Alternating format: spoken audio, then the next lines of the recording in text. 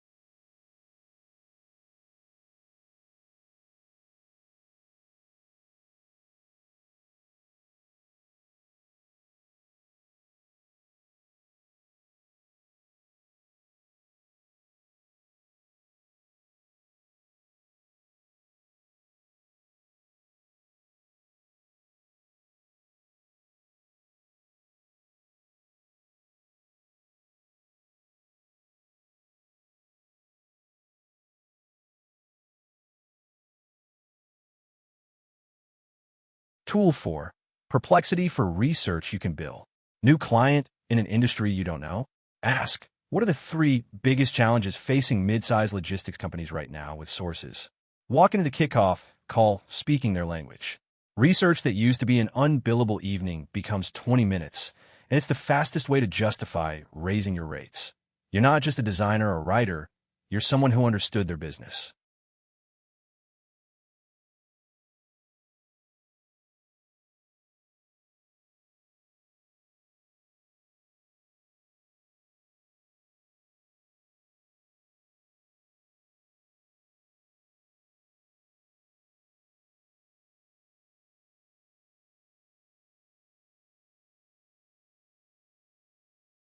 Now the setup order, because where you start depends on your bottleneck. Drowning in client communication? Start with Claude today. Losing gigs to better-looking competitors? Canva first. Juggling more than 3 clients? Notebook LM. No inbound leads at all? CapCut and start posting.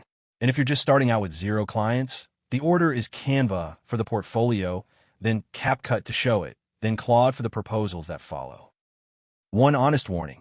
Don't let AI ship unreviewed work to clients. Every tool here drafts, you decide.